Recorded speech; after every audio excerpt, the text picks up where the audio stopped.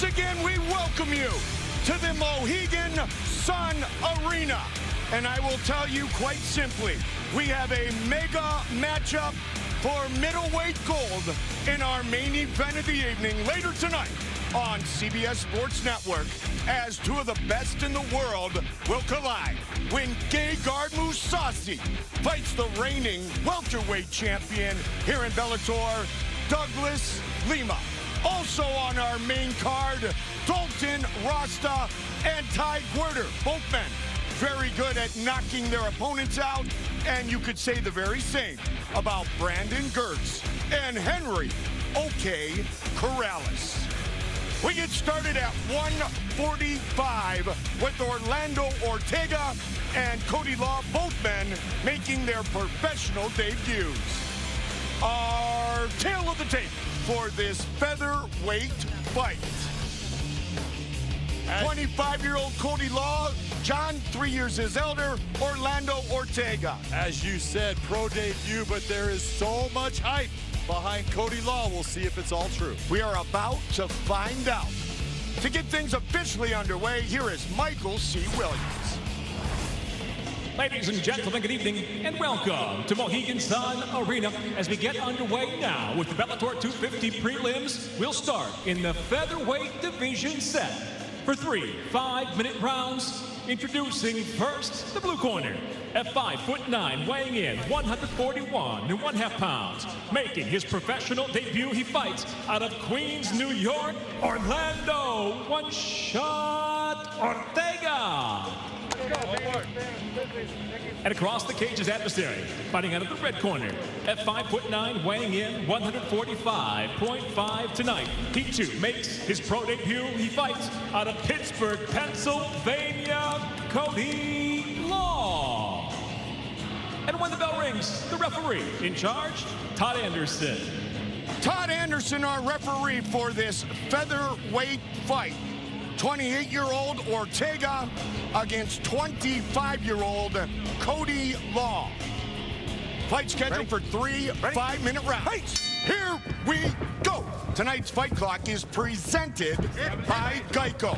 Red gloves for Cody Law, blue gloves for Orlando Ortega, who will switch his stance.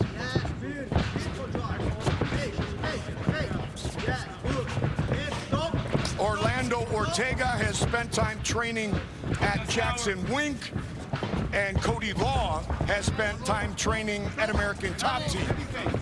So John and Josh, you're talking about two of the best MMA camps in the entire game. They're all right.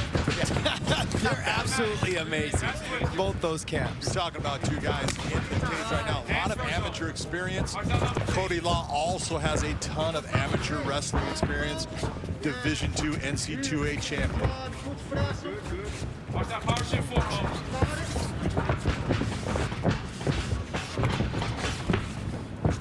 He was on 2 national championship teams when he was at D2, University of Pittsburgh, Johnstown. His head coach at the Mat Factory, Isaac Greeley, recently inducted into the Hall of Fame at Pitt Johnstown. Congratulations to Isaac Greeley. Very nice uppercut by Cody Law coming in, but he got caught a little bit on that exchange.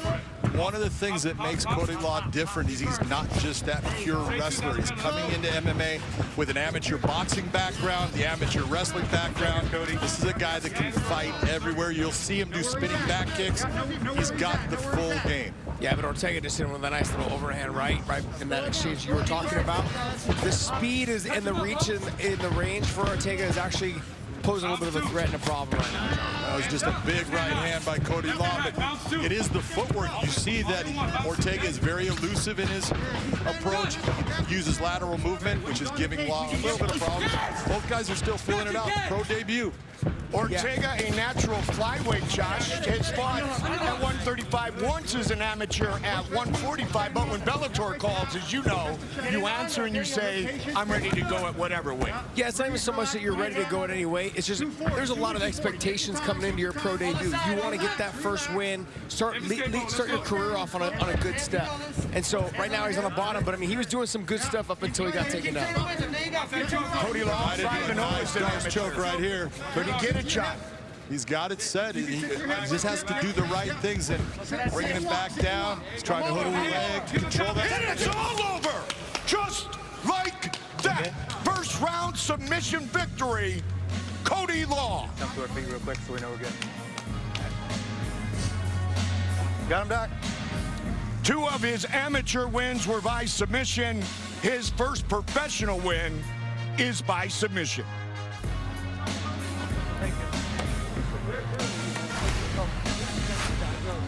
Watch the setup. Look at that arm. His right arm is deep, and so all he does is bring that left arm across. He locks up the darts, and then he takes himself and brings himself over to the side.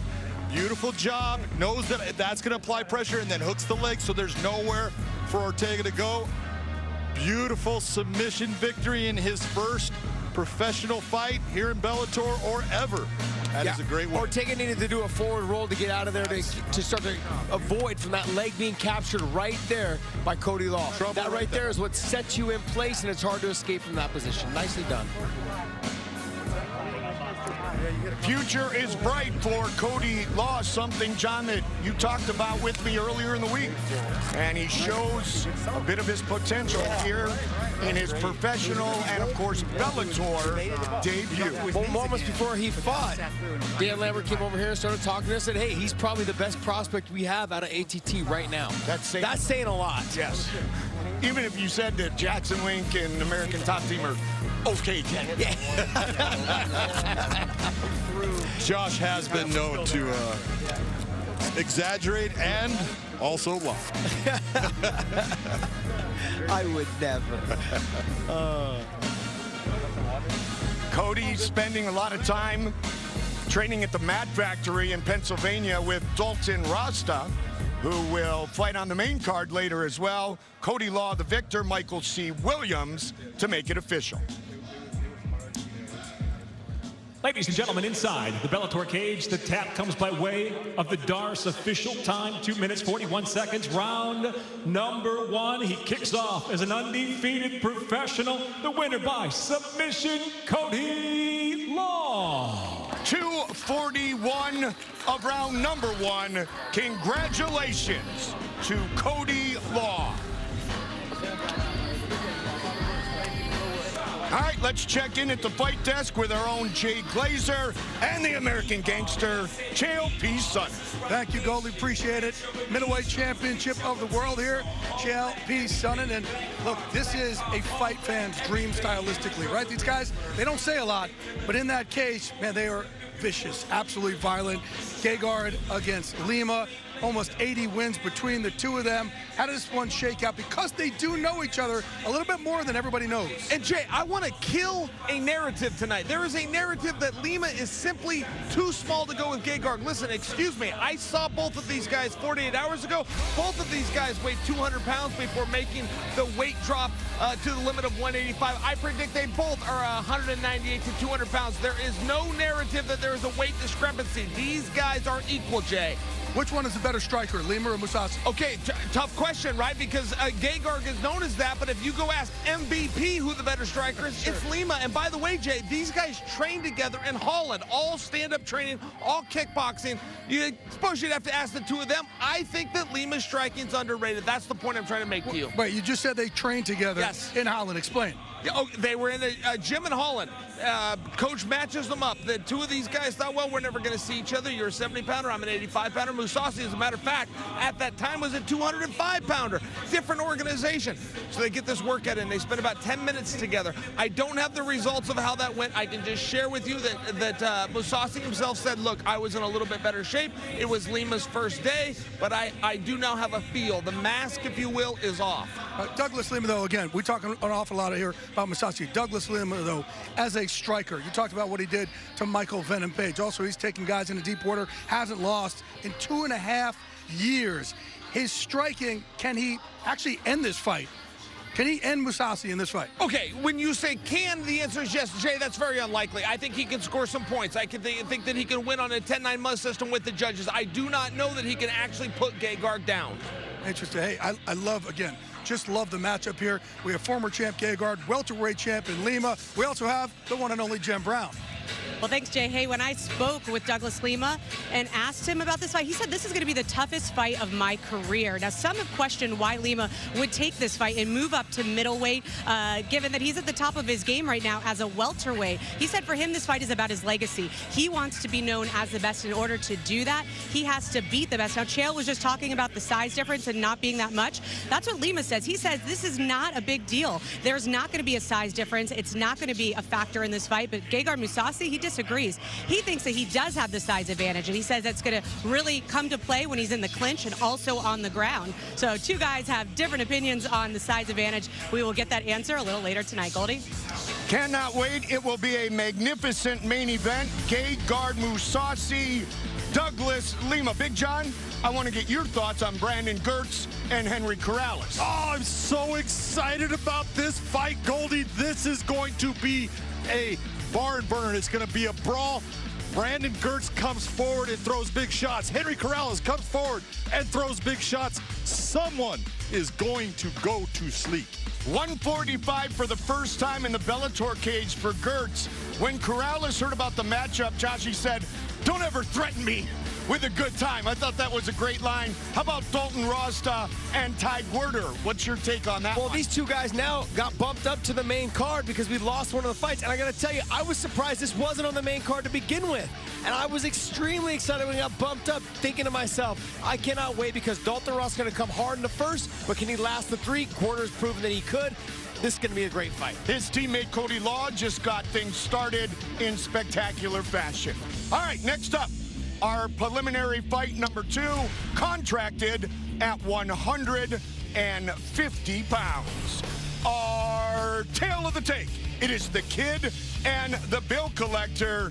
And the Kid, Adam Boric, Big John, is something very special. This is a guy that, until his loss against Darian Caldwell in the Featherweight Grand Prix, undefeated in combat sports, he's coming back. He's now got himself with another win. Let's see if he can continue on. Other than the age, everything else is virtually identical. Michael C. Williams. For those joining us worldwide on Bellator's YouTube channel, we welcome you to Mohegan Sun Arena as the Bellator 250 prelims continue now with a contract weight fight at 150, set for 3 5-minute rounds. Introducing the blue corner.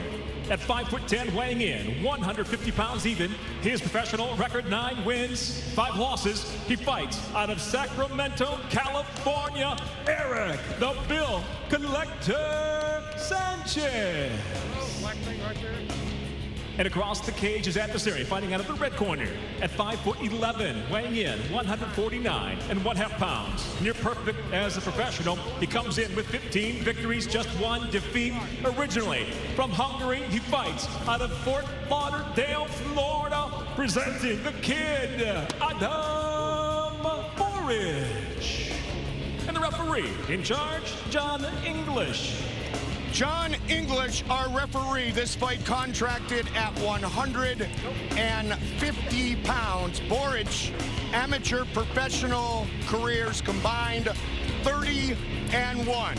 Sanchez in the Bellator cage for the second time. Red, you good? First time you good. was This in is round one, boys. Come on. 2015. Here we go. Tonight's Fight Clock presented by Geico. Eric Sanchez in the blue gloves comes out in the southpaw stance. Red gloves for Adam Boric, 6-1 inside the Bellator cage. Right hand right now. Nice and sharp. That's it. Mix it up. Upstairs, downstairs. See coming. Speaking of great camps, Sanford MMA, Adam Boric, and Eric Sanchez representing Team Alpha Male. Our good buddy Uriah Faber. Both these guys come out of big-time camps, like you're trying to say there, Goldie. But No, I I said it, John. Yeah, you definitely did. There is the one thing that you're going to see is a difference between the two. I like Eric Sanchez, the fighter. He's a gamer. He comes to fight. There should be a speed difference. Adam Borch is exceptionally fast at featherweight. Most of Eric Sanchez's fights have been in the lightweight. We'll see if that speed is a factor in the fight. Josh, put it in perspective as Borch and Sanchez work here in round one. You were once the young guy, the up-and-comer at AKA. They had the great coaches, but I'm going to guess what made you great was the fact that there were all those spectacular fighters at AKA already. Well, yeah, there was already like a little bit of a lineage there. Brian Johnston had already fought in the UFC. Frank Shamrock was the middleweight champion in the UFC at the time. You know, we had BJ Penn that just came, and I was already there at the time. BJ came in, and it was just kind of a way for us, a melting pot for us to all get better. And then we just grew into a fight team as time went on, and we just started elevating our games together, and it just catapulted us into where you see right now with Adam Borch and what his team has got around him with Sanford Health. And then you had young guys come in after you, Josh, that you knew eventually would fight on the big stage and have success. Yeah, there's no doubt. It just, when you see these young guys come in, and like we have Kyle Crutchmer on our roster here, and he has just evolved so much from the last time I've seen him fight. This last time he fought, the time before that.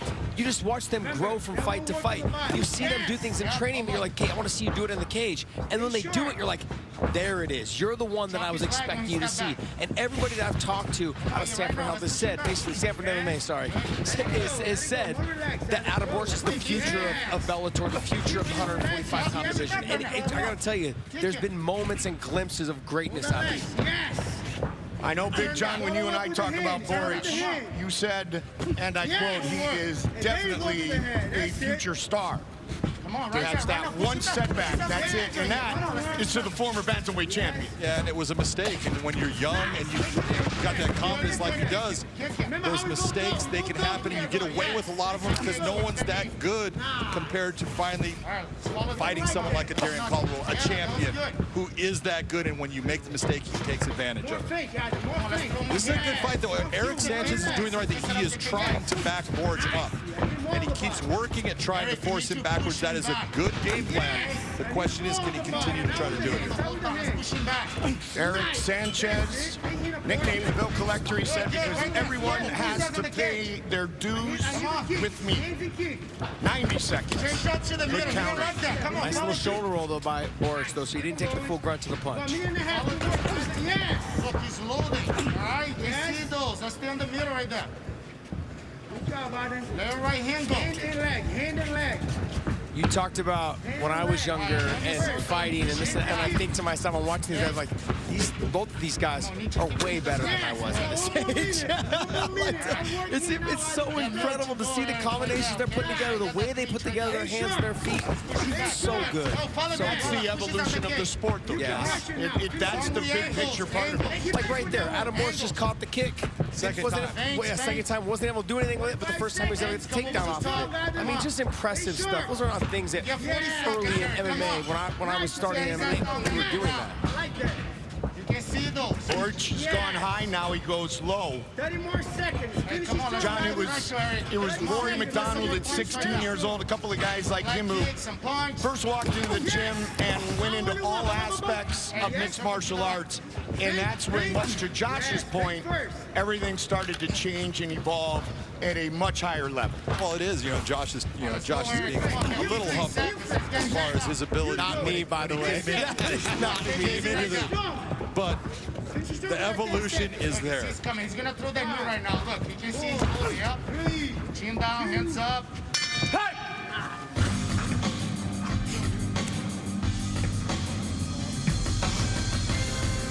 Bellator is proud to have partnered with the dedicated professionals at Hartford Healthcare for all of our COVID-19 testing and screening. For more information, go to hartfordhealthcare.org.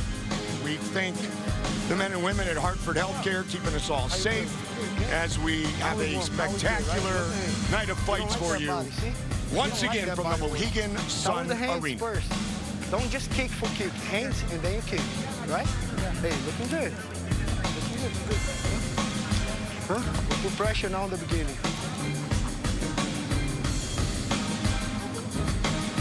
If you shoot the knee, throw it, right? Yeah.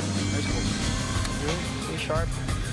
Deep breath. All right, hey, seconds out. sharp. Let's go. I need 5 minutes Seconds sharp, out. huh? Come on, coach. Back up, back up.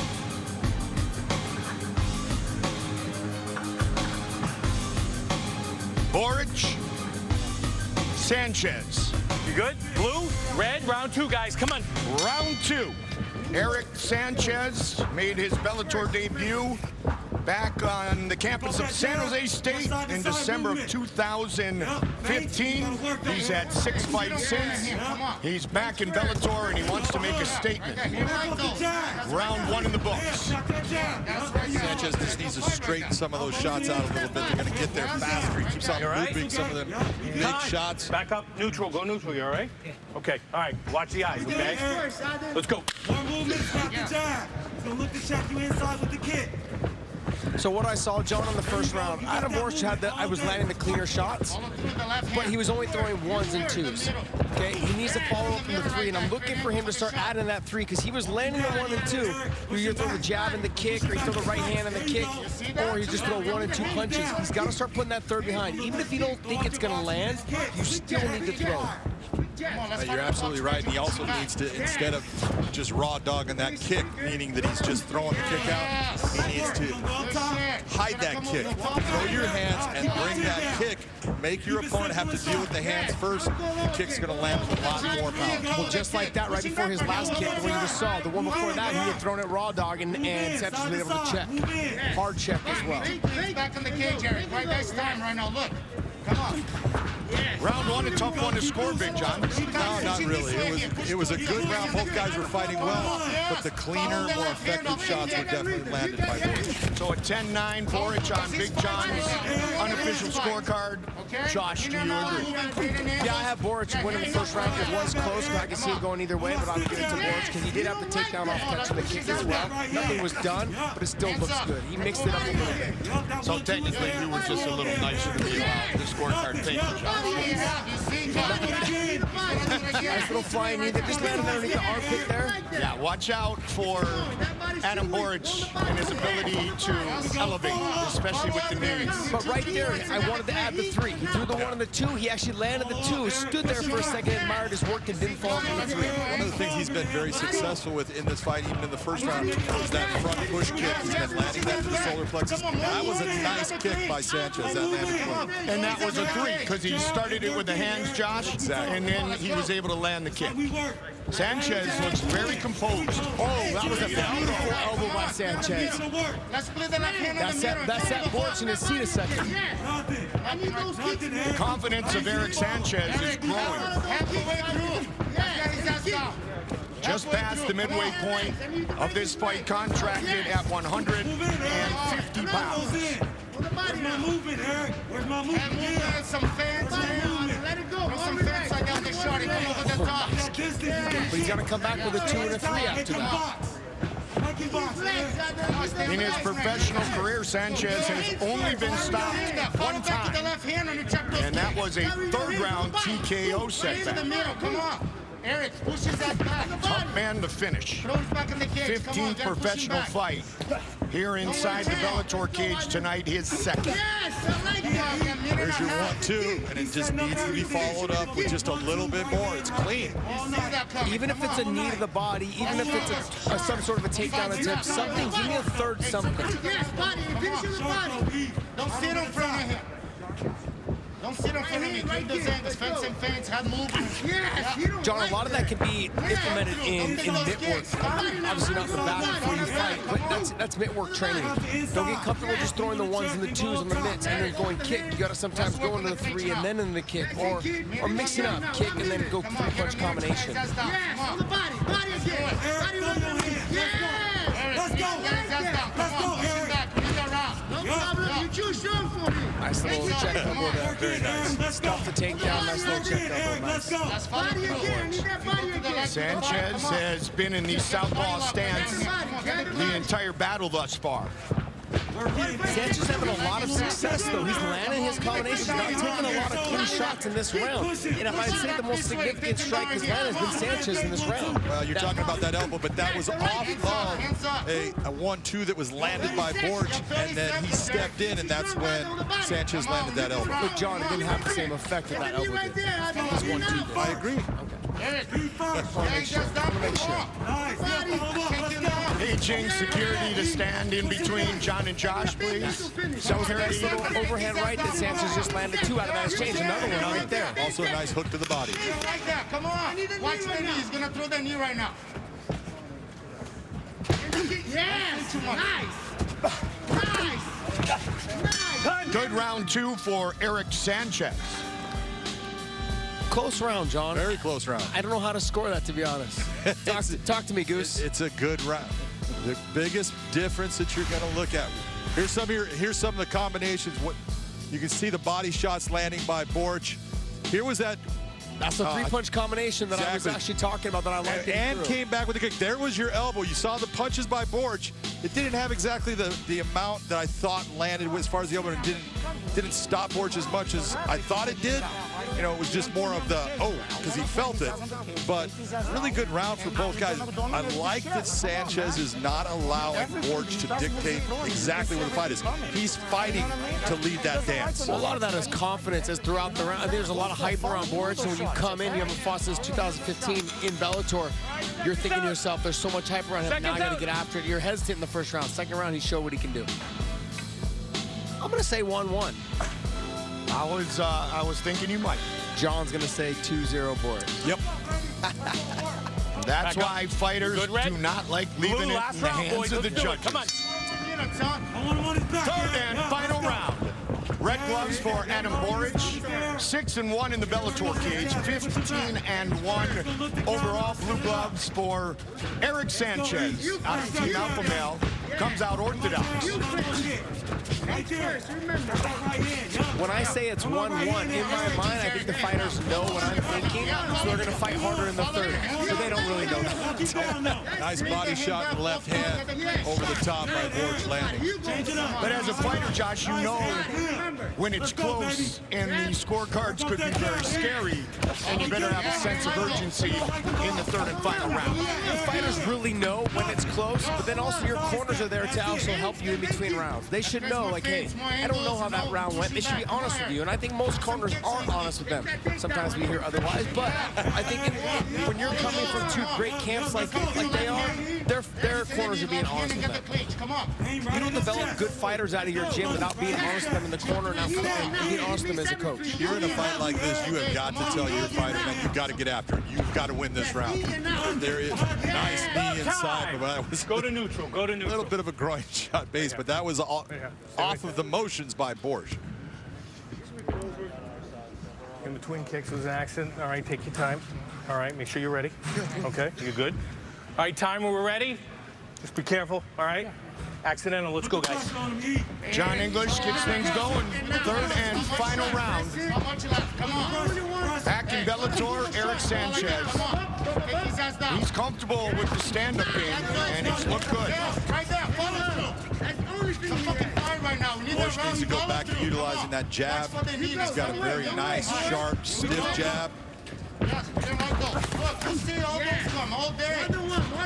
He said, enjoy watching the flying kid fly and make Hungary proud.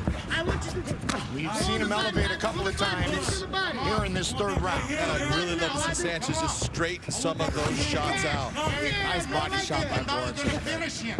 So come on, landed the body shot. Now you got to come back over with either an overhand elbow, an over top elbow, or some sort of left hook again after that. Nice. You don't like that. That body shot is starting to have an effect on Sanchez. Borch has landed that consistently throughout the fight.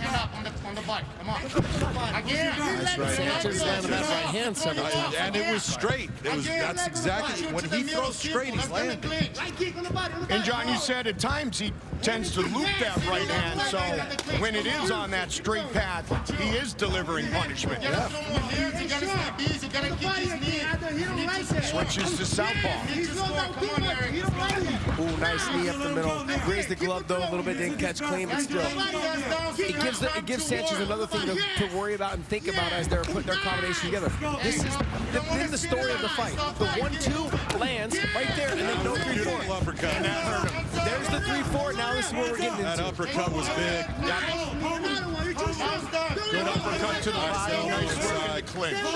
2 minutes. I really like the way when Borsch went after Sanchez, you saw Sanchez, instead of going backwards, he turned and took away that flying knee attempt. But that uppercut that Borsch landed has had an effect in this fight. 145. Sanchez getting tired right now. He took some clean, heavy shots. And just took another shot to the left side of his jaw. The body shot and an elbow. And when someone's hanging on you like Borsch is hanging on Sanchez's neck, just makes you even more tired. Stay there, yeah. Keep coming, look at the keep him This pressure right now is just eating Sanchez up. He's trying to recover. He's trying to find his spacing so he can try to throw something back. He's just not finding it right now. 2 nice elbows by Borsch. Good job on it. I like this also, too. Now you try to hang on a little bit while you're tired. You can tell Borsch getting a little bit tired himself trying to knock him out. But you get your air that way. Nice. Borsch just fought here August 7th. 2 months, 22 days ago. Earned himself a split decision win over Mike Hamill. Has the full mount here. 45 seconds remaining in this fight. Oh, nasty elbow right there. Nice push on the face. And then Sanchez trying to push the hand off. He was able to fall down into the elbow. So smart. I tell you, here goes for the armbar. Looking to get it right here, right now. Twist that thumb up. It's tight, John. It's on. Sanchez being tough, but what he needs to do, wrap that sucker under the arm.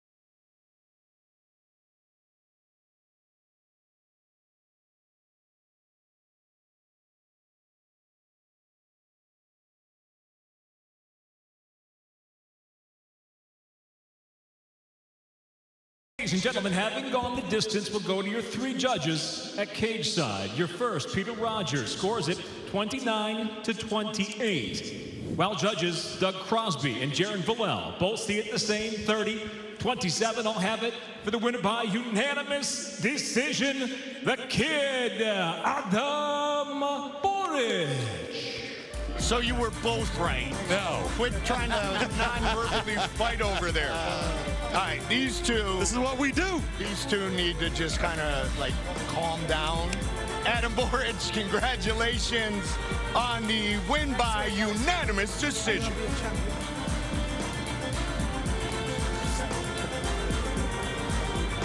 Hey, Bellator Nation, follow us across a large array of digital platforms and stay up to date on everything you need to know.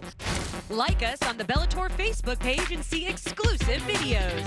Follow us and get instant updates on Twitter at Bellator MMA and get a chance to have your tweet live on the broadcast. See amazing pictures on Instagram at Bellator MMA. Join Bellator Nation today. Here we go. Douglas Lima, the reigning welterweight champion, steps up to take on five-time world title holder Hager Mousasi for the middleweight belt. Bellator MMA coming up next.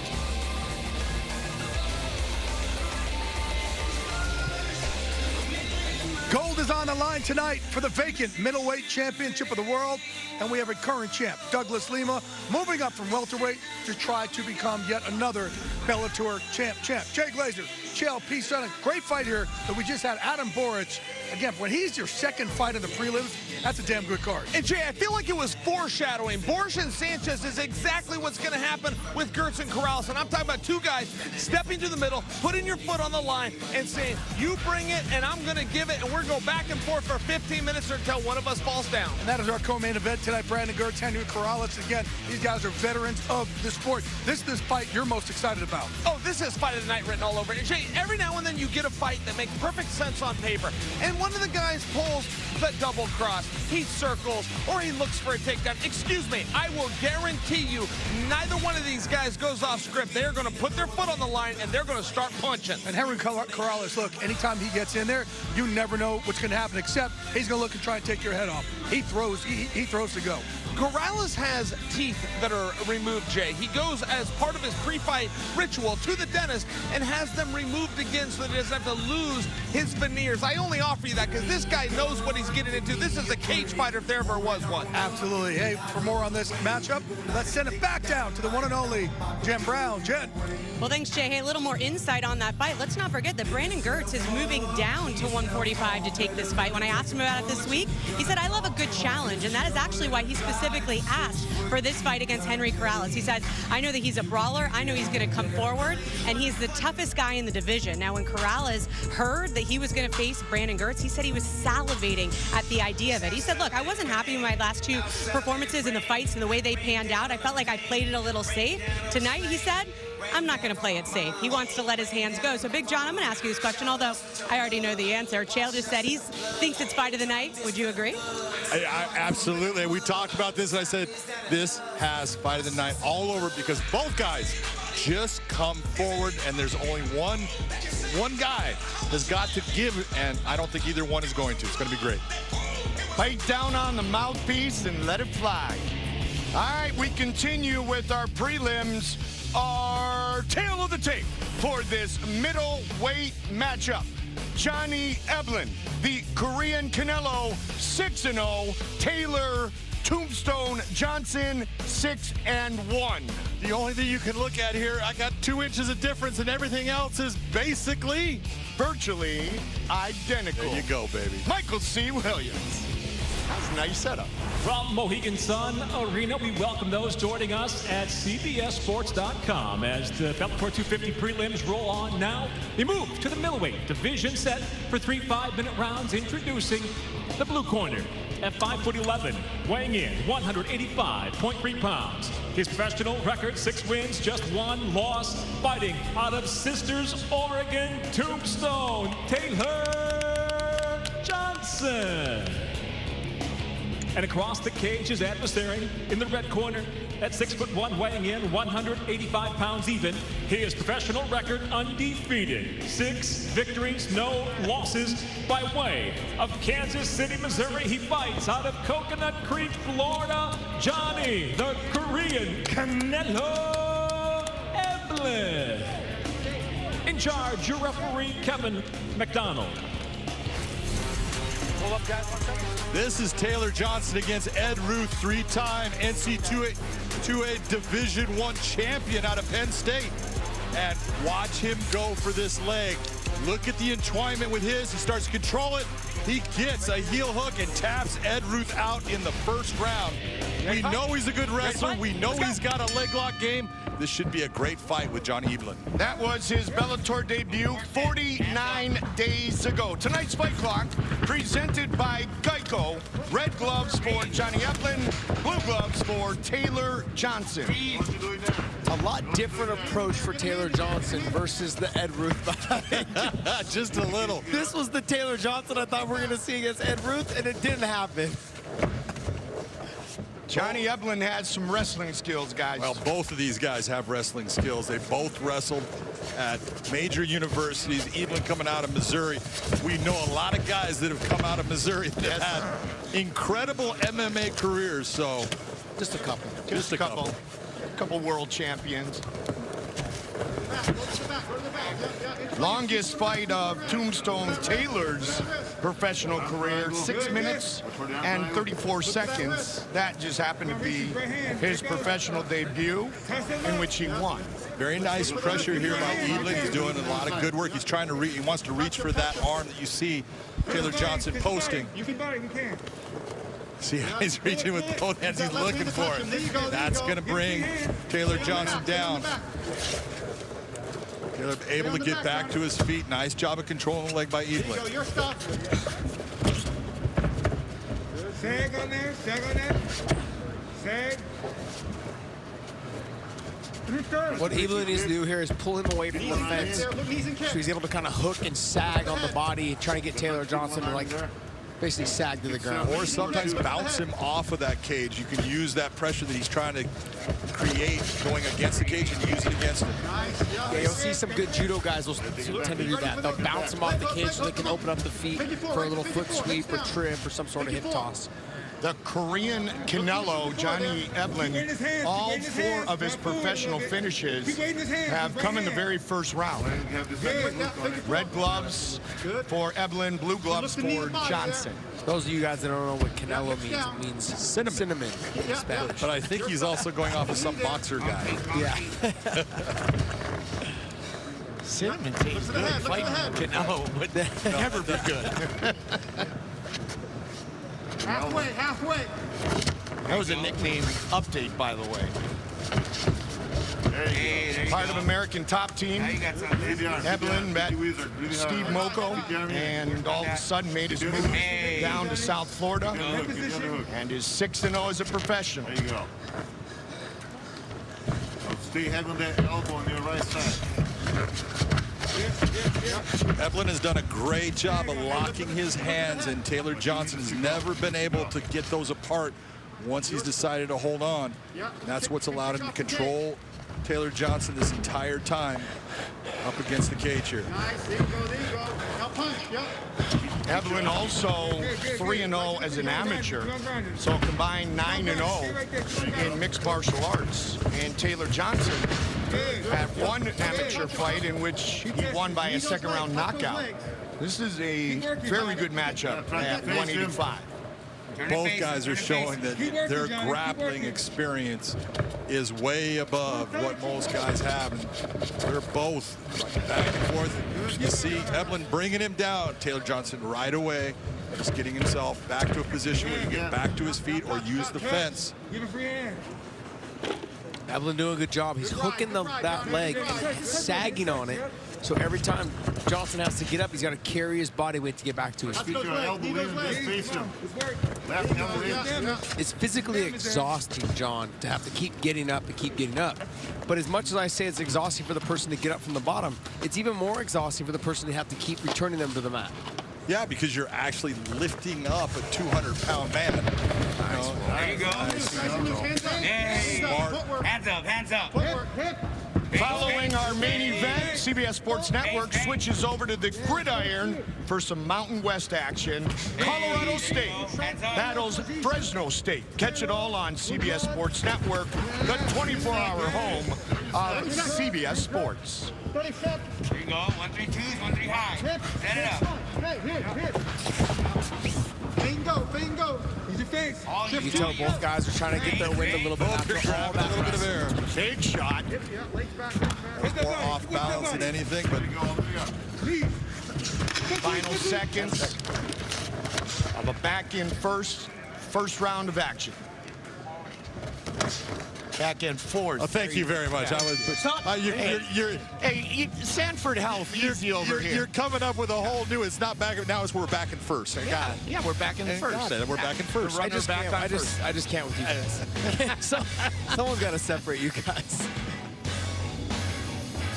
That is an exhausting round for both fighters, though. Both guys put a lot of energy out in that first round, Josh. Yeah, they both put a lot of energy out, but I mean, like, Evelyn did more of the work, I would say, that would win him the round. But it wasn't so convincing to me, John. Like, it's like, I mean, how do you judge those rounds? Well, not a whole lot of strikes landed, really just ring control. That's really what you go based off. No, definitely not. What were they doing? We're not talking ring control.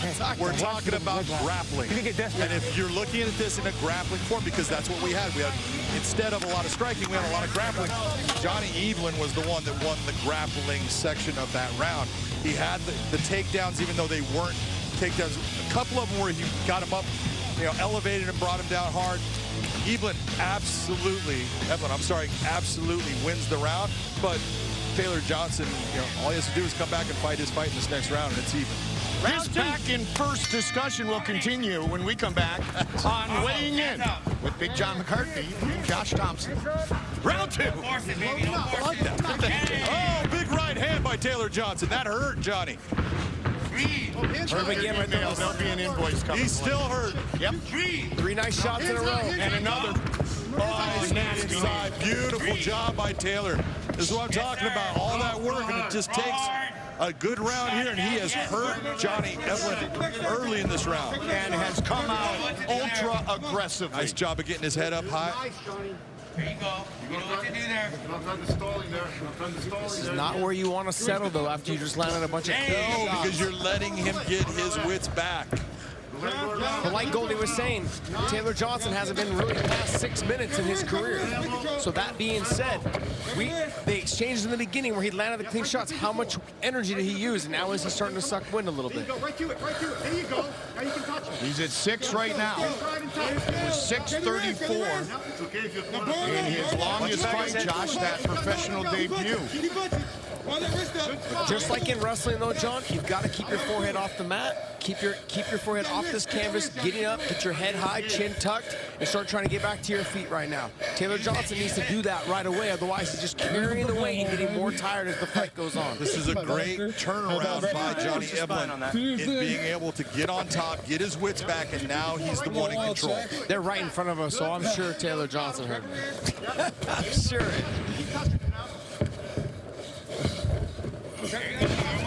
Much to your point, some big, heavy breaths being taken by Tombstone and Taylor Johnson. Longest fight officially now of his professional career. Get that head off the canvas, Taylor. Stop putting that forehead down on the canvas. He's got to get some sort of wrist control and start working his way back to his feet. Even knee slide forward a little bit to create space between their hips so he can get back up. You can feel those knees from here, and I'm thinking to myself, oh, those, I don't hurt. I hate those feelings. I walk past the cage now and I hear him being punched and hit. I'm like, oh, why did I do that for so many years?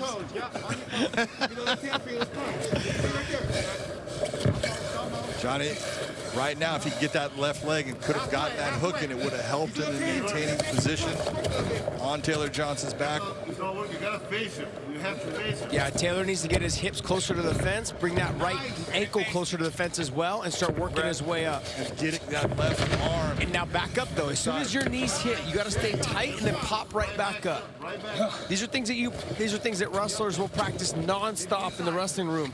What's it called? MMA fighters, they tend to get away from that type of stuff, but they should always be drilling it. As soon as you get taken down to the mat, just mat return right there. He should be popping back up. Nice little roll through though. Came with the roll through. He's got to be very careful of his legs right here. Nice job. He's figure four'd his leg to keep Taylor Johnson from being able to extend that out, but he needs to figure out, okay, where do I need to go from here? There you go. Taylor's looking towards a toe hold. Yep. Adjust. He's decided against that.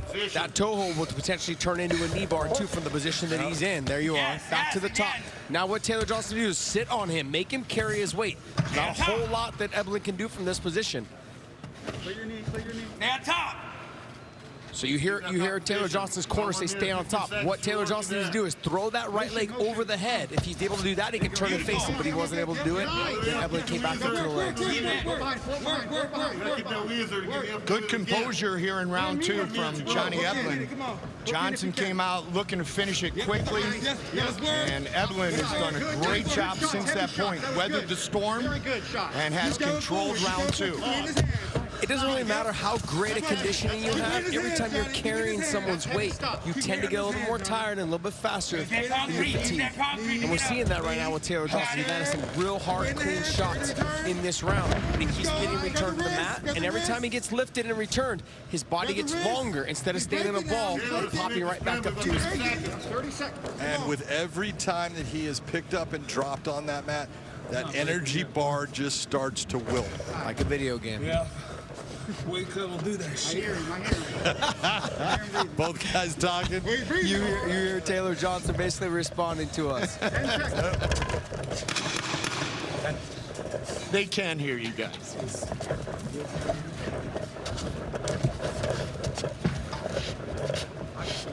Stop. Lean right.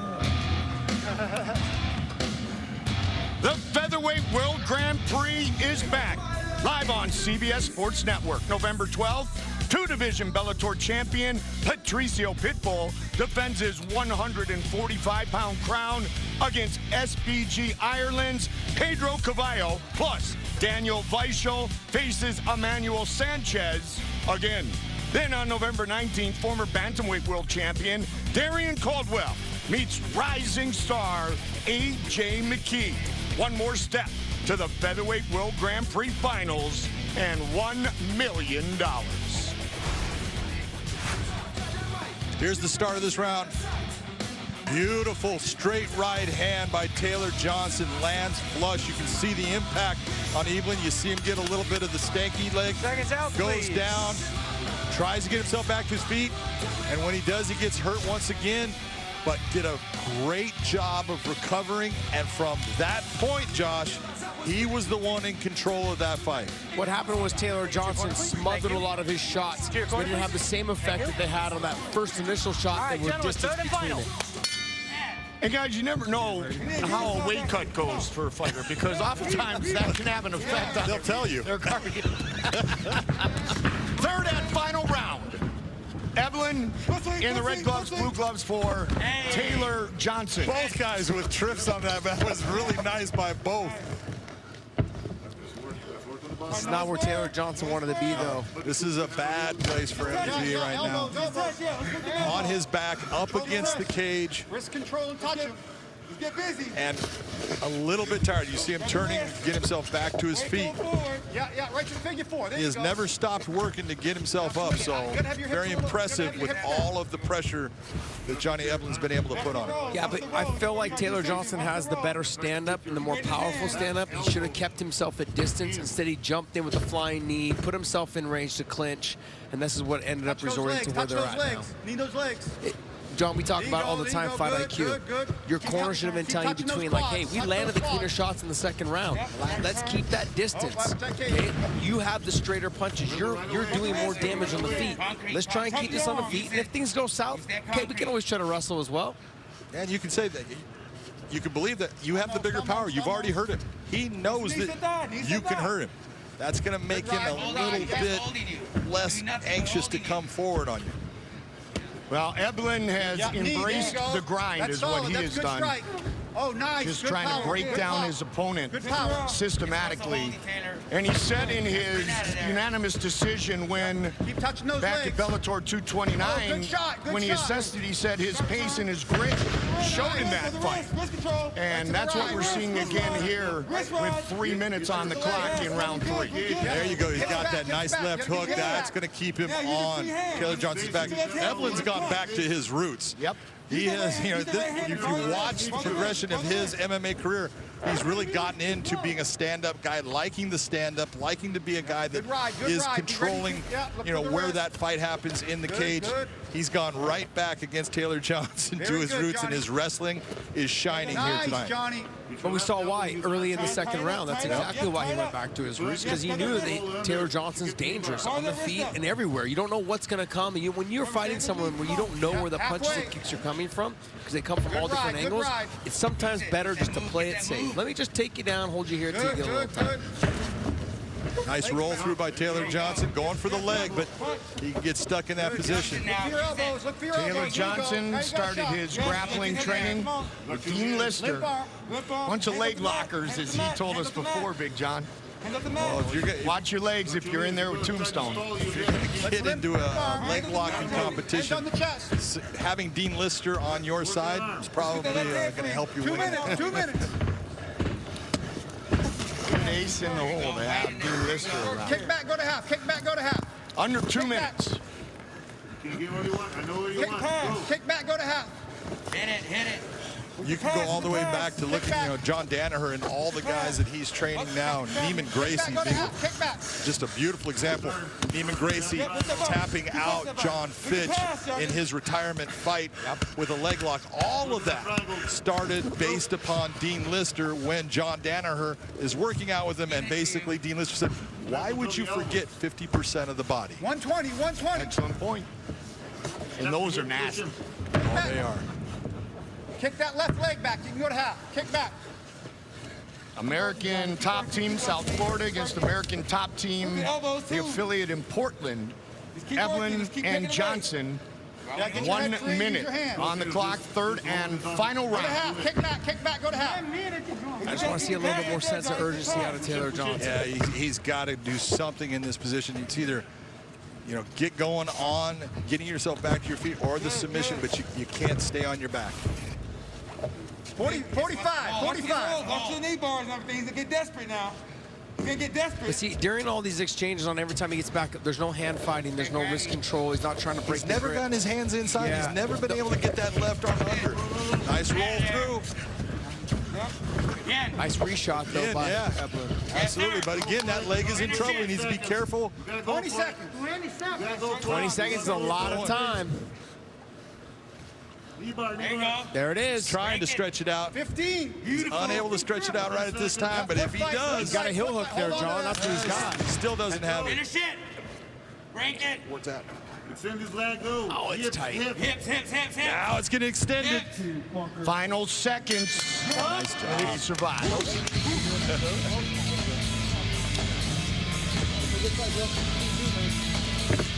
They go the distance, Johnny Eblen and Taylor Johnson.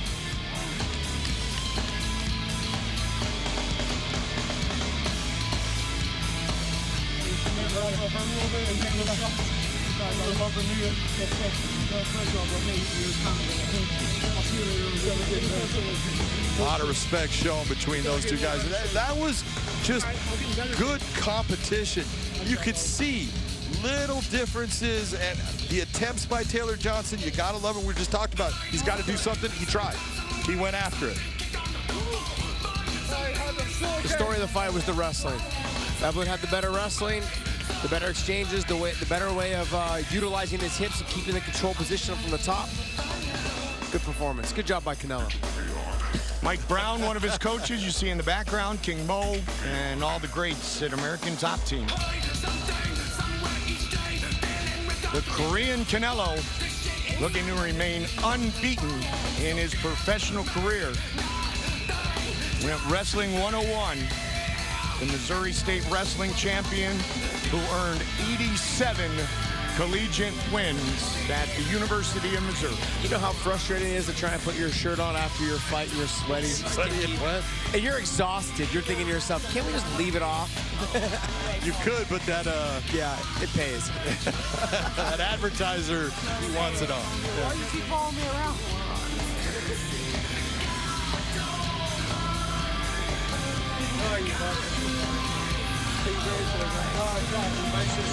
I know you brought it. The judges have rendered their decision. Here is Michael C. Williams.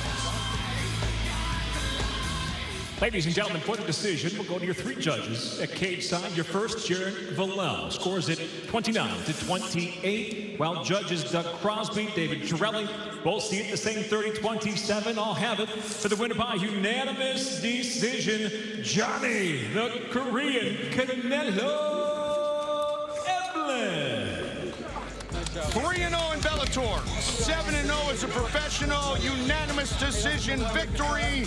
Congratulations, Johnny Evelyn. I'm expecting more here. Hey, Later tonight on CBS Sports Network, our main event for the Middleweight World Championship, Mousasi and Lima. Let's get the gangsters' thought on Gegard and the Phenom.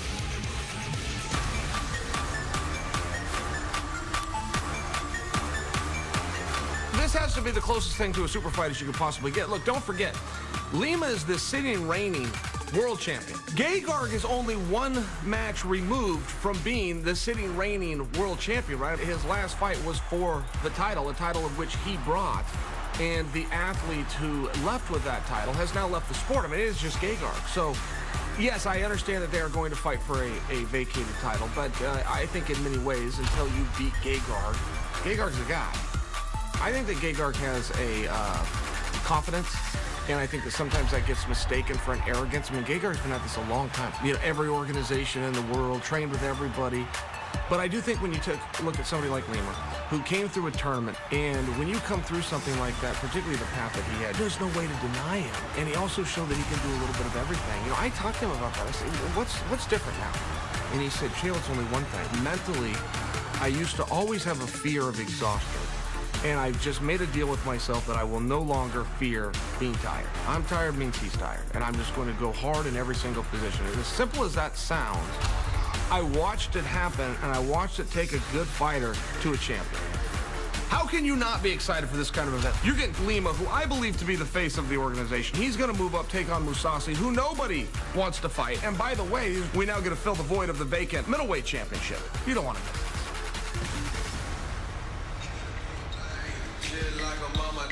Magnificent matchup in our main event later tonight, live on CBS Sports Network. We continue at 170 pounds. Saba Hamasi in the Bellator cage for the 6th time, and Vicious Bobby making his Bellator debut.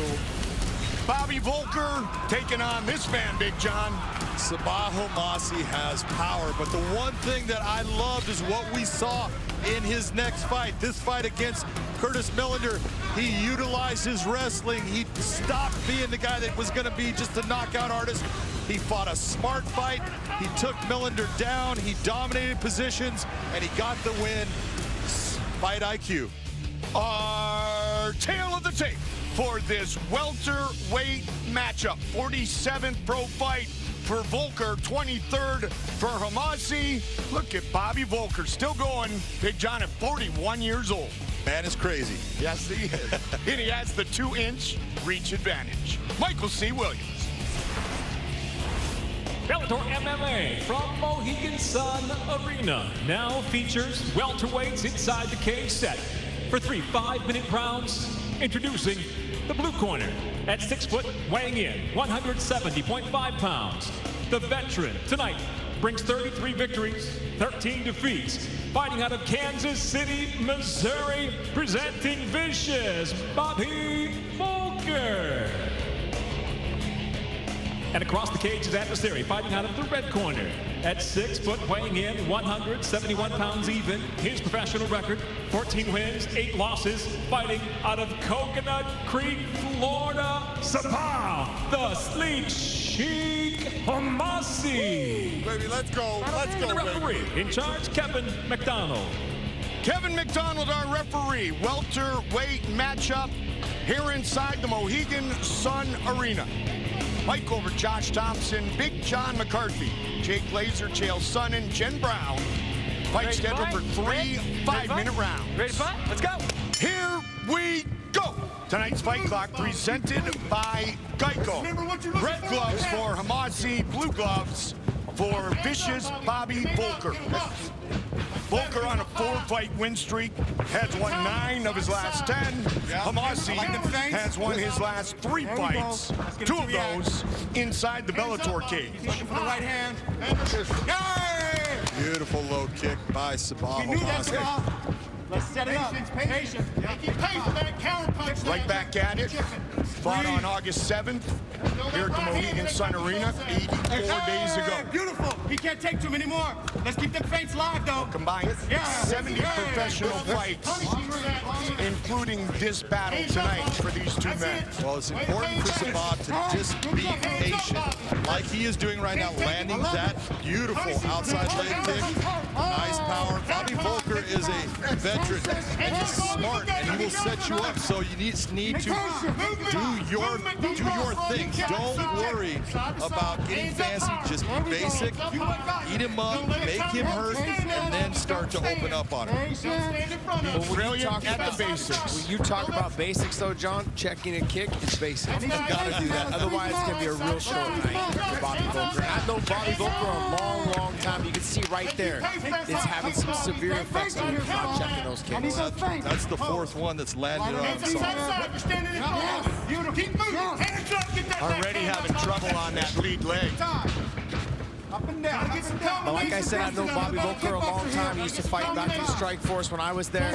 And I got to tell you, he's a guy that will take a lot of shots and will still be there in the 2nd or the 3rd round to dish it out. So Sabah Mousasi better make sure his conditioning is on point. He fights a smart fight throughout this fight. We just saw Bobby switching stance, but he's a guy that cannot switch stance. He does not fight the same in a southpaw stance as he does from his orthodox stance. So he's going to be limited if he gets forced into that southpaw stance. He's limited in the orthodox stance with those leg kicks, too. Each one is making it more and more limited.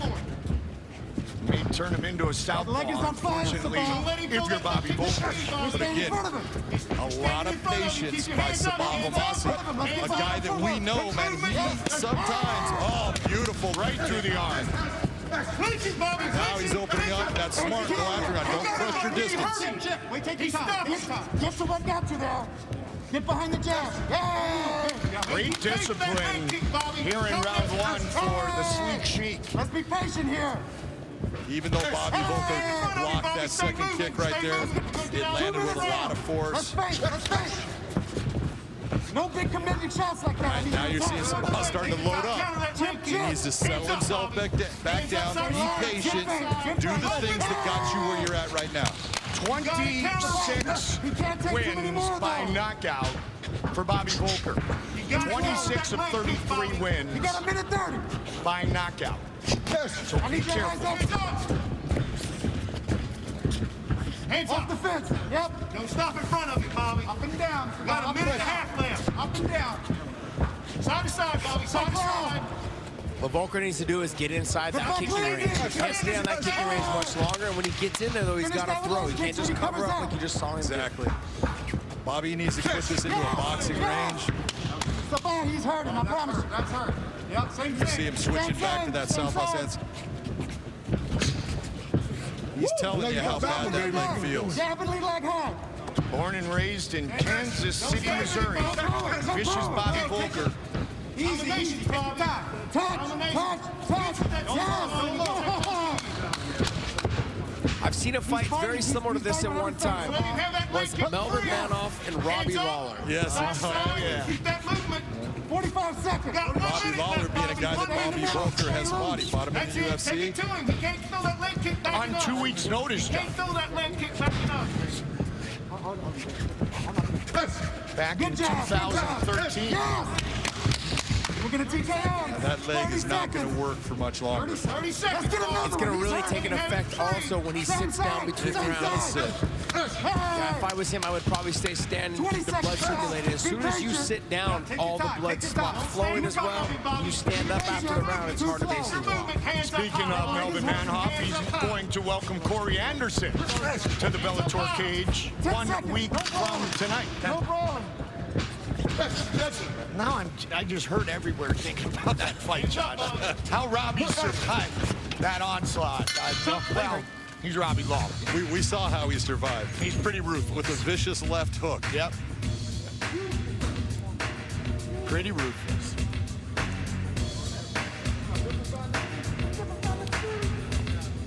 You're banging with him. Throw Colin Nation. If you back him up, he can't throw the leg kick. You know? Take a look at some of these shots. Look at this leg kick. That is solid right against the outside of the knee. Spins Bobby Volker around. You saw Sabah switching it up, tries to bring in the flying knee here. Big shots inside. Bobby Volker having a lot of problems with the power of Sabah Mousasi. Watch the high kick. Even though it hits the glove, you can see the power that it has, puts him on his can. Just a beautiful round and a beautiful exhibition of mixing it up and just doing things in a patient manner by Sabah Mousasi. Very impressive round.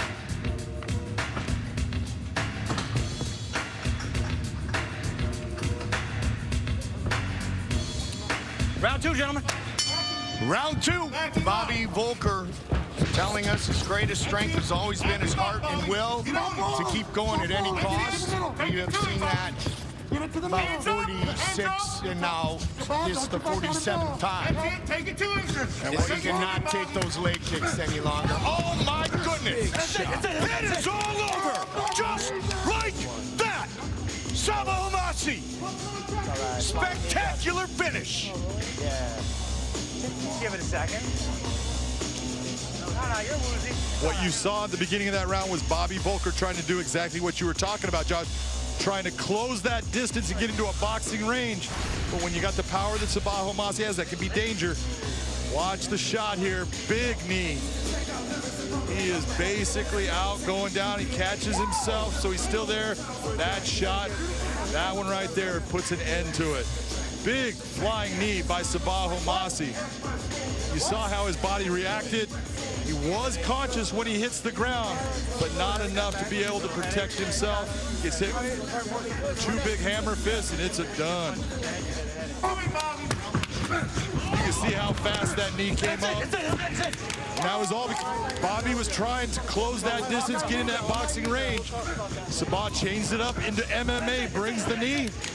Outstanding win for Sabah Mousasi. He looked fantastic. The problem that Bobby Volker made in that last exchange, though, is he's got to punch his way in. You can't just walk in without throwing something.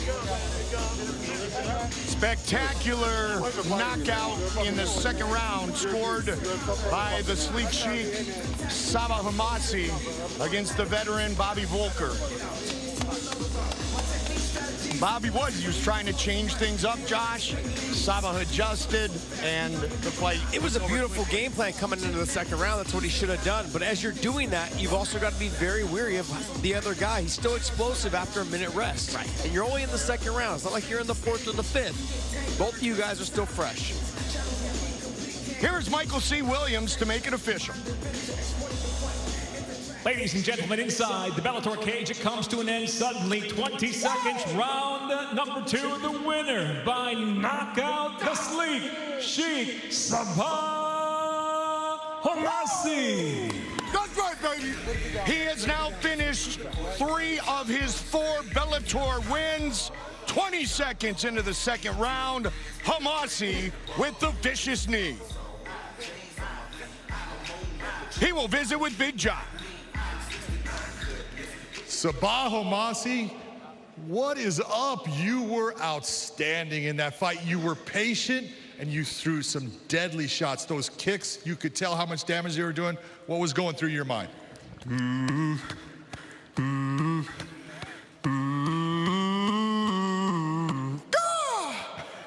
Hey, man, I came in here, did my damn thing. I'm happy with it. When I perform like this, I think I fucking broke my left. Oh, I think I broke my left hand. I don't know. It's hurting pretty bad, so I'm gonna get that checked out. That's for sure. You threw some outstanding kicks, both to the leg and up high. You heard it multiple times. And then when he tried to close that distance, make it more of a boxing thing, you brought that beautiful flying knee up. You know, it's just repetition in the gym, man. Do that shit over and over again, do it in here. You know, and the older I'm getting, the wiser I'm getting, the better I perform in here. So, I mean, my career's just starting in my book. So I'm looking forward to the future. I'm looking forward to future fights. And performances like this every single time. Your last two performances against Millender and now against Volker, fight IQ is what we're talking about when we're watching you. What is the difference in what you see in yourself as far as your patience and your thinking ability inside the cage? It's a mental thing, man. A lot of people think fighting is like, oh, you got to be, I mean, you do got to be in good shape. I think it's athletic ability, but most of it's right here. You know, you got this, you're gonna be a bad motherfucker. Well, I'll tell you what, right now, you're being that guy, you're being outstanding. Congratulations on a beautiful victory. Back to you, Goldie. Big John, thank you very much. The Wolf of Wall Street would be very impressed. This sleek sheet. Later tonight, live on CBS Sports Network. We get started with Dalton Rasta and Ty Guerter. That is a spectacular way to get things underway, and it's at 185, as is our main event, with the belt on the line between Gegard Mousasi and the welterweight champion, Douglas Lima. And featherweight will be a home for Brandon Gertz for the very first time in his Bellator career, and he will face off with Henry O.K. Corrales, who is with our own Jen Brown. All right, I'm here with Henry Corrales, who'll be facing Brandon Gertz in our co-main event. Now, Henry, when we talked with you this week, you said you weren't really happy with how your last two performances played out. So what is a perfect scenario for how tonight should go in your mind? Just a real fight, just some good exchanges and a lot of action. That's what I'm looking forward to. Now, Brandon Gertz, he's coming down to 145. He said he chose you for this fight. He said he thought you were the toughest in the division. What did you think when you heard he personally wanted to fight you? I like that, it makes me want to really fight him. I hope he shows up. Well, the way you guys look on paper, it's not hard to imagine it's going to be an exciting fight. So what can the fans expect when you step into the cage? Don't blink, it's on. I had a feeling you would say that. Good luck tonight. Thank you. That is our co-main event of the evening that goes into the middleweight championship of the world.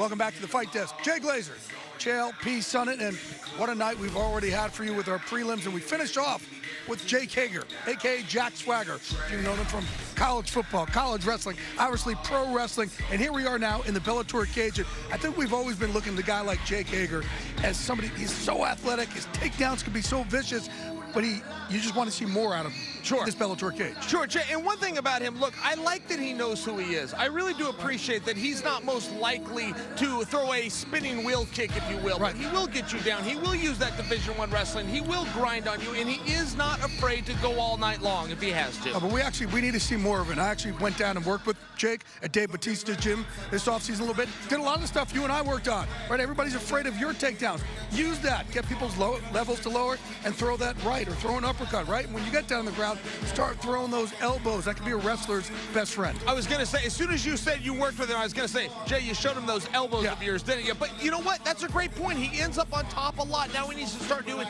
more damage. He needs to start separating himself from the competition. Jay, those elbows are a great idea. All right, let's see if he uses them tonight. Well, you've seen him in the ring with the Inner Circle. Let's now see him in the Bellator cage.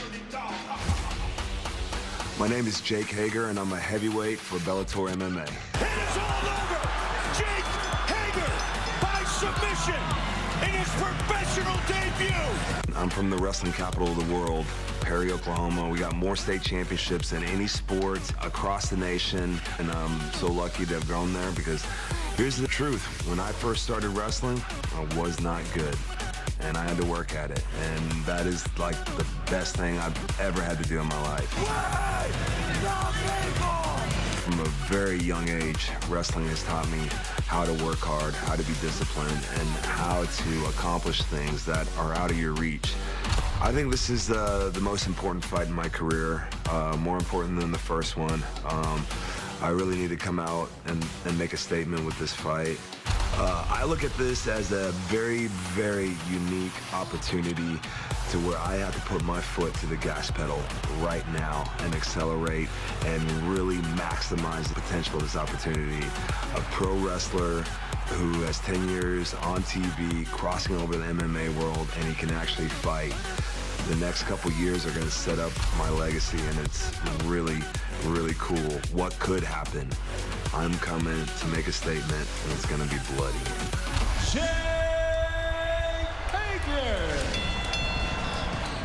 Jake Hager. Josh Rafferty has worked with Jake since day one. Good kid from Cincinnati, Ohio. He said he's a black belt in wrestling. You show him something once, and he learns it. And Big John, you talked about how humble Jake is and how intelligent he is in handling the learning curve of mixed martial arts. Well, you take a look, coming from amateur wrestling, going to pro wrestling, then to MMA, he's done an outstanding job of being a student. He is going to face off against the Bone Crusher. And now, ready to make his way to the cage, Brandon Bone Crusher Kelton.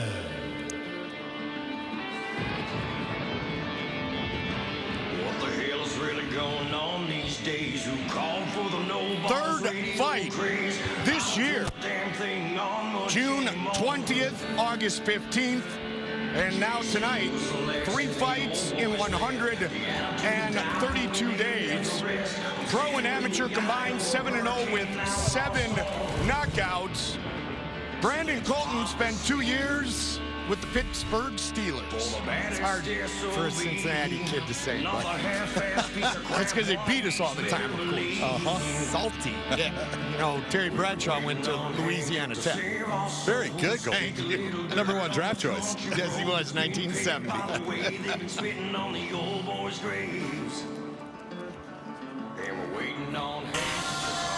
And now ready to make his way to the cage, rock hard, Jake Hager.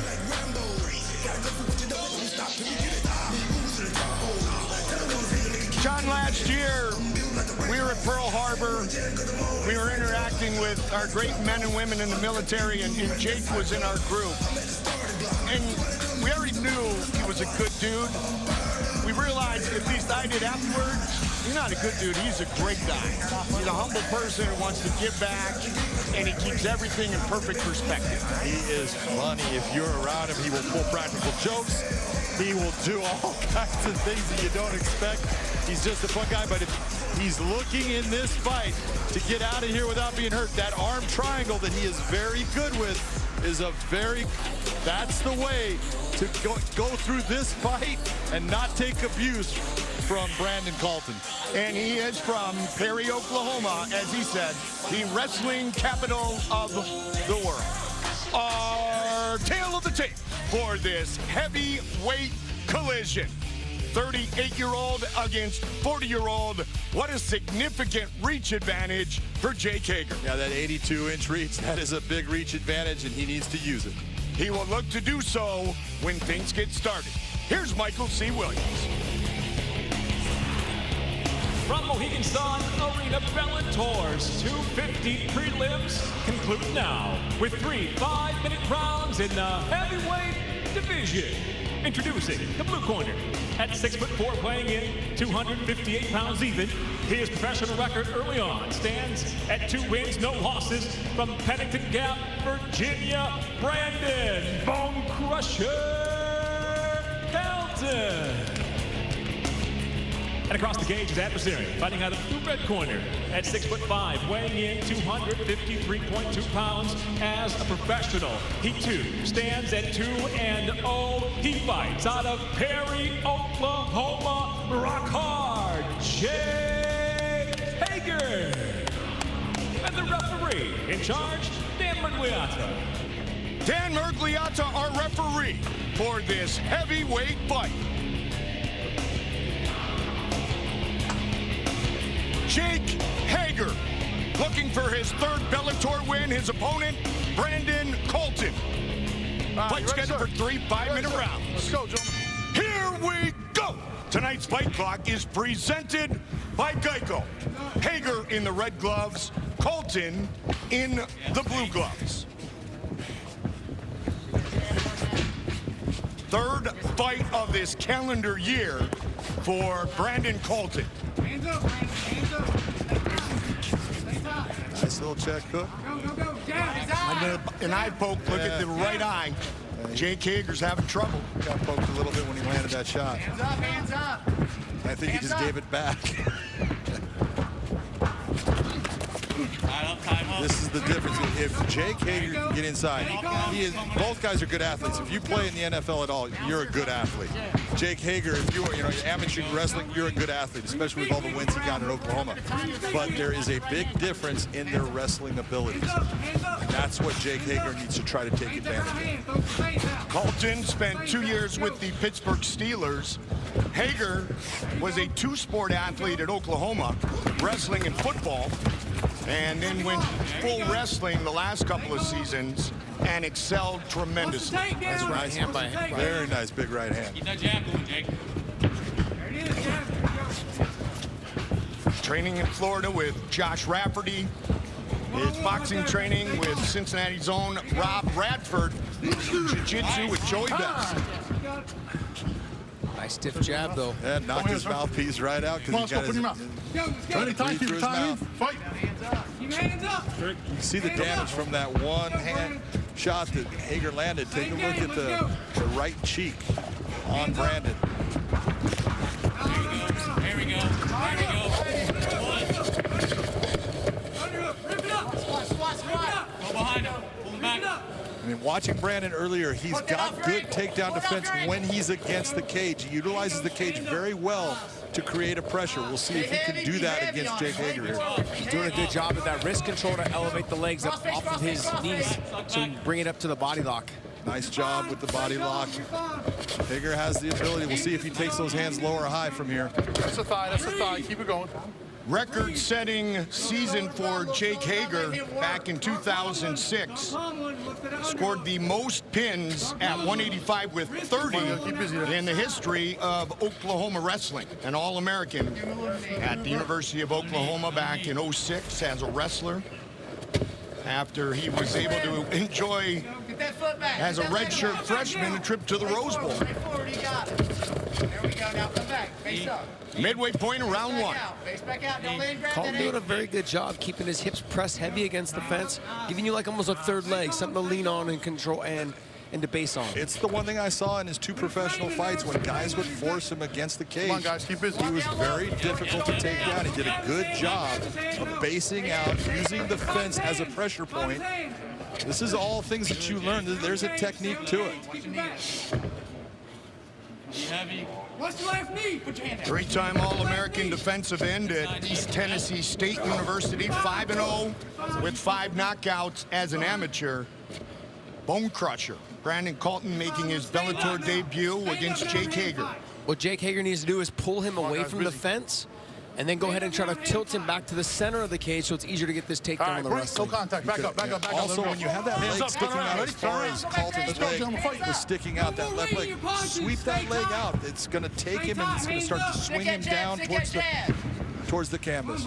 Something landed because there's some blood from the nose of Jake Hager. Hands up. Get on him again. You took harder shots than that. Hands up. We're going to have ourselves a fight. I like it. Change it up. Both You men be off first. ready to go at it. Brandon Colton wants to leave an impression here in his Bellator debut. If he hits you, it don't matter, Another man. right Hands hand up. there. One thing I like out of what I'm seeing out of Brandon Colton, he came here to fight. He came here to win. He's not going to give in because Hager's got a big name for professional wrestling. That doesn't matter. I'm going to win the fight. That was a beautiful left hook by Colton. That's it. Take your Robbed Jake a little bit. He hit him with a little stiff jab there as well. Colton knows that he touched him and he knows that it hurt him. Breathing, baby. No haymaker. Hands up. Hands up. Hands up. Hands up. Left up. Keep it left up. Around 20 seconds.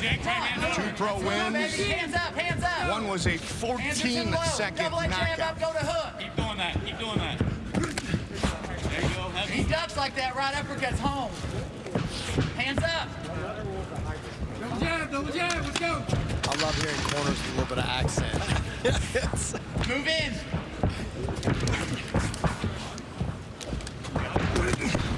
Big right hand. Didn't even phase him. Round 1 in the books.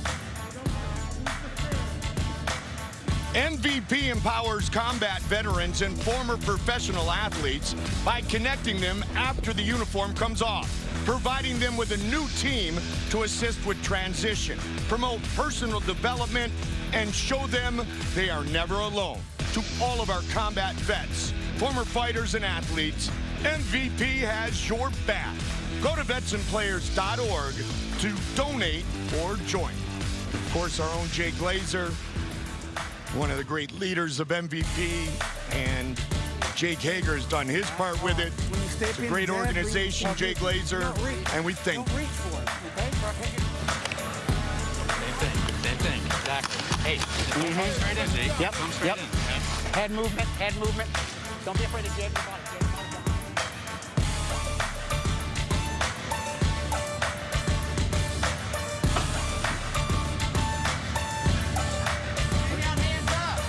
Good, Mike. I think this is the first time Jake Hager has touched the second round. Yes. As a pro MMA fighter, so this will be interesting. Hands up, chin down. Pressure. 209, 236, and the no contest was in the first round as well. That's it, hands up. Colton, Tighten them punches up. his most recent win was a second round TKO. Kick that lead leg. Jake knows he's in a fight. He knows Colton's a gamer. I think Colton's gotten a little bit of confidence off of that first round.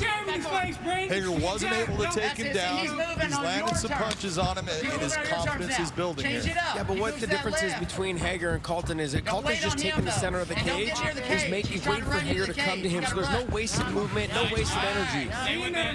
Hager's he's bouncing around on the outside. He's trying to stay long because he is longer than him. That takes a lot of energy to throw long punches, long kicks. He's reaching. And all that movement doesn't help either. Space, you gotta get that arm in. Jake just did exactly what I said. He needs to use that stand-up to get himself into that clinch. Must have heard you, John. And as he reached in with that stand-up before the clinch, Colton just missed with his own cross. Tried to throw the hook. Look for that uppercut again, but this is the type of fight that both you guys talked about that Jake Hager wants. Wants to make it dirty right here. Nice little spinning elbow there. Just grazed a tiny bit. But made Jake separate and get away from him. That's the explosiveness and athleticism of a guy who played in the National Football League. There you go. But every time hands up though, baby. use your striking gear if you're Jake Hager, it should be setting you up to close the distance and get into the clinch where you can do some damage and take him down. Looking for that left hand on the counter when Hager reaches out. They split jabs. He turns that head. Hager needs to be very careful putting his head in the same place when he's throwing that straight jab out. Hands up. Hands up though. Left's a little low, baby. Well, you ready with that left hook. Doesn't have to be the hardest shot. Just touch him. Just touch him. Jab up. Hit that. Go. And go low. Get that body. He's telegraphing his right hand. I know. He's talking to his corner. I know. I like that. Don't wait on those. Born in Kingsport, Tennessee. A shot landed and it hurt Colton a little bit. Hands up though. Don't wait on it. No follow-up by Jake though. Gotta get in there. Oh, nice straight right. And utilizing his reach there, Josh. Let's overhand off that jab. It's just hard to stay at long-range punching, especially I think for bigger guys. It gets exhausting. And Jake's moving around a lot in that first round and a half. Yeah, but that's exactly what he needs to do. Use those hands to close that space. Stick and jab. There we go. Take it to him. Take it to him. Let's go. Walking. Now you press. Now you press. Keep turning. You press. Stand in front of him. Go. Double that jab. Those of you guys at home, you guys can hear the corner. I gotta tell you, when the arena's full, you can't really hear your opponent's corner a whole lot. Or at least you're not really paying attention to them. But now you can hear them. Sometimes I think in my mind when I'm listening to them and I'm not even fighting, I'm thinking, man, they're telling them good advice. and it's working. I could be losing this fight. And so there's a lot of mental stuff that goes along with this. During these fights, knowing you can hear your opponent's corner. Come forward. Well, the one corner, I'm thinking, they're John Sabers, Tennessee. Double jab in there. Nice jab by Hager. They're good people. Yes, indeed. Don't give him nothing. It must be good. Jake's just got to throw a long jab. Now follow with the right hand right there. He needs to throw that right hand. Don't hold it. Good little double jab there. Pump the double jab, and now he's going to come with that. There it is, right there. Boom, now finish. He's been landing it. It's just a matter of you got to throw it. And again, close the distance, even right here. Just attack the legs a little bit. Use your knees. There you go. Pummel back in. Elbow through, elbow through. All right, hands up. Able to get out again. 40 seconds on the clock here, round 2. 100% takedown defense by Brandon Colton in this fight. I love that. That's a good, nice, hard low kick. Good hard jab back by Hager, though. Oh, that was a she's rocked. He's hurt. He's in big trouble right now. Man, hurt him big. The bone crusher coming in strong. Hager's got to start using those knees to create space to keep his hands up. 15 seconds. Colton a little bit tired. That's not helping him. Take him down. Let's go, Brandon. Finish. Jake Hager was seriously hurt on that shot. Wow.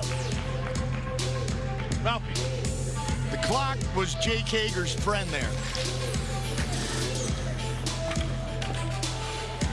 Where's his mouthpiece? Who's got his mouthpiece? Thank you. Good. Big deep breath. Big deep breath. Here's the shot. That right hand, you can see it landed clearly. Look at the mouthpiece bouncing across. That's right. You're a fucking MMA fighter now, baby. That right hand just clocked him. You had him that whole round. Big shot by Brandon Colton. Watch how fast it actually occurred. Big deep breath. When he does it, that was a huge shot by Brandon Colton. He had him hurt. He tried to finish, and I think he was just a little tired. And then Jake hanging on him didn't help. What I liked was that little backhand at the end of the right hand. So he hit him, and he realized that Jake Hager was behind him. He's like, you know what? I'm going to improvise. Just throw the backhand. And it landed clean as well. You wanted to call it a spinning. I did, but it wasn't. One last round, champ. One last round. Rob Radford motivating his fighter, Jake Hager, saying, you're an MMA fighter now, brother. Let's go. Well, I'll tell you what. Take a look at Brandon Colton and the way he's pacing. He's got, that look on his face. He wants to get into this third round.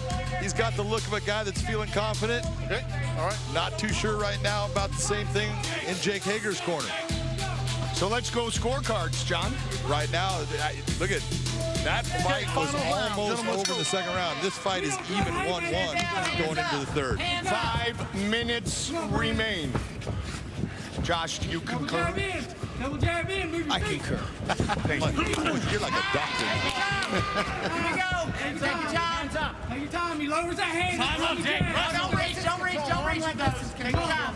Stay off the cage. Circle to the left, baby. Circle to the left. Left hand high. Keep your left up, Brandon. Keep your left up. Yep. It's important right now for Jake Hager to circle towards his right.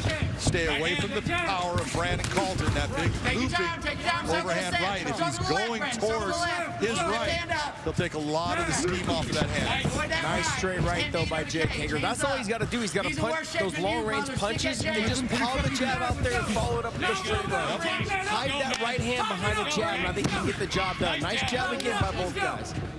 Utilize that reach advantage to the highest degree, especially here in this third and final round. Hager aggressive. He's blowing energy. You gotta freaking jump. Hager's showing that grit though right now, John. Well, he is. He is showing he's a gamer, man. He's not giving an inch here. He's going after him. He got hurt in that second round, and he knows he needs to win this round to win the fight. Don't wait on him. Hager has a great boxing coach in Rob Radford, who worked with world champion Rich Franklin. Oh, that hit him right behind the ear there. Now, calm down. Hager's mouthpiece came out a little bit. He's trying to circle and get away. Take to the center. Go to the center. Let's go. Put his back on the cage now. Call us some new his corners. Don't give up too much. Work that jab. Hands up. Team Oxendine. A.B.C. Oxendine, Adam Mays, the trainers of Brandon Colton, looking to move to 3-0 in the course of 132 days. Down the middle. The right hand up. That's all right. Right hand up. Tighten it up. Hager, oh, nice Nice right hand right there. Brandon Collins' corner's got the right idea. He needs to tighten up his punches. He needs to narrow it down. Quit winging things. Straight shots. Oh, he's hurt. Trouble. He's hurt. Hager should not have closed the distance unless he's going to go for the takedown here. He had him hurt. Come on. Stay up, baby. Stay up. You got to stay on your feet. If he needs your head, both these guys exhausted. Oh, you can hear them breathing through the microphone over there. Don't let him use that left arm. Heavyweights with that much weight, going 3 rounds, working hard. It's a lot of weight to carry. And both have connected. Yes, that's the other thing I was going to say. Just taking clean shots like that, it's like just taking your battery line out of there. You see in a video game, your power just starts going down. I'm just thinking of that. Old bull. Ding, ding, ding. Knock him out. Knock him out. Right now, Hager needs to bring that up towards the head. That head is available for him to hit. Come underneath the arm, just like he's doing. We got to go. We got a minute 40. Come on, baby. You got to explode. You got to explode. Bring it up and over. Colton's trying to explode out. There you go. He's done it a couple of times already. He's done a great job of being a defensive wrestler and not allowing Hager to get him. Oh, low shot.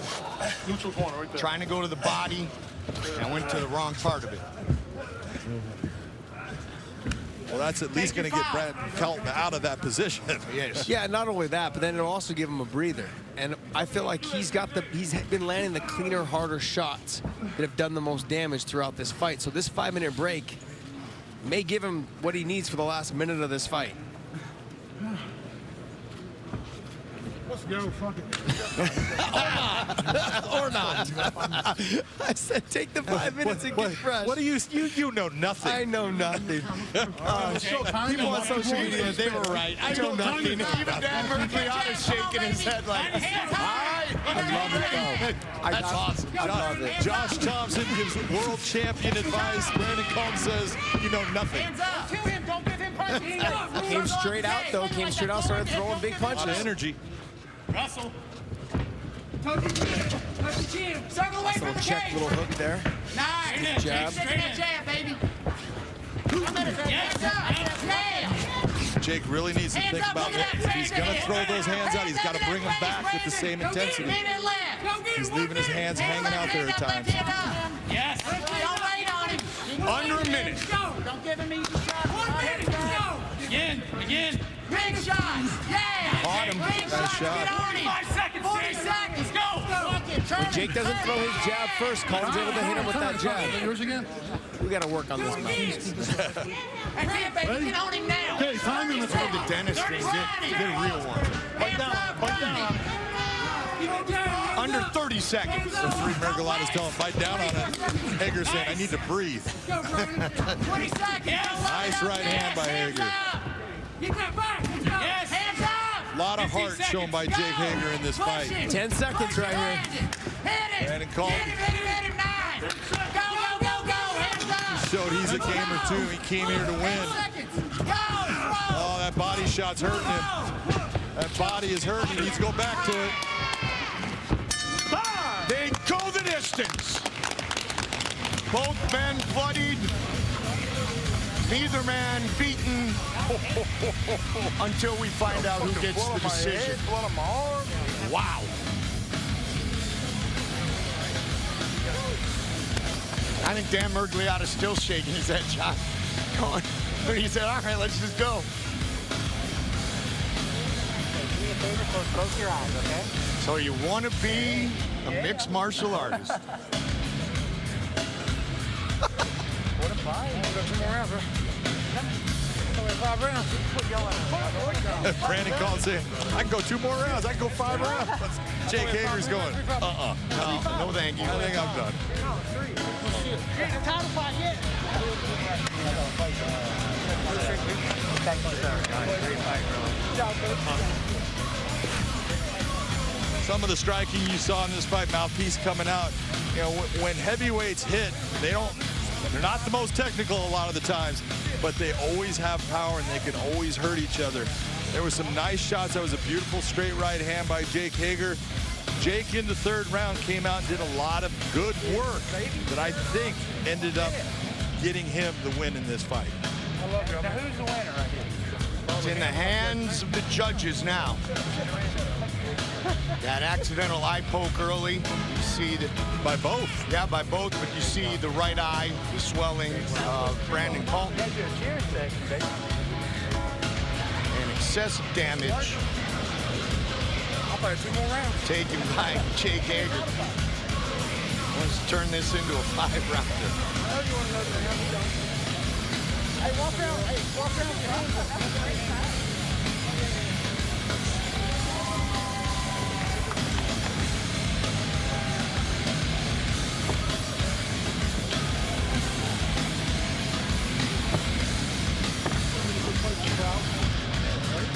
I appreciate you, man.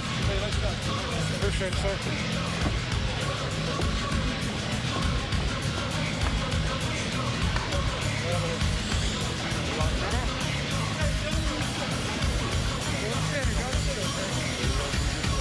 Judges have rendered their decision.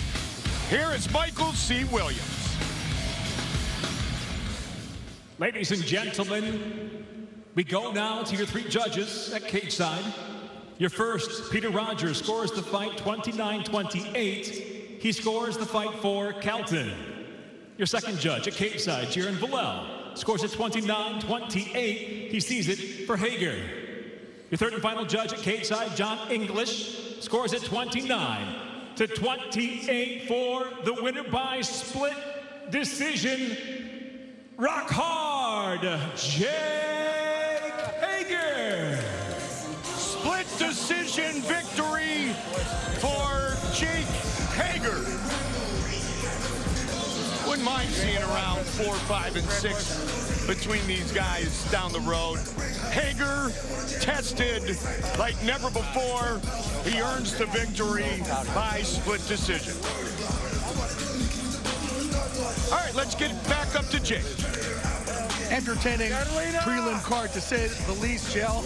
We were just about 15 minutes away from the main card, highlighted by the middleweight championship of the world. Hager Mousasi against the current welterweight champ, Douglas Lima. Can't wait.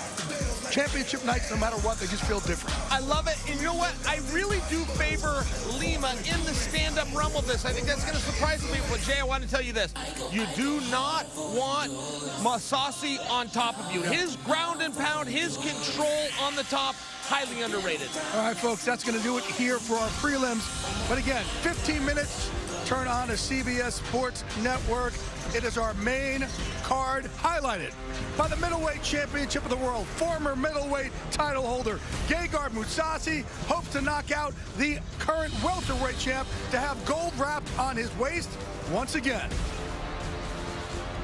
It's a dream matchup between 2 of the sport's best. Fighting for the vacant middleweight world title, welterweight champion Douglas Lima steps up to 185 to battle 5-time world champ Hager Mousasi.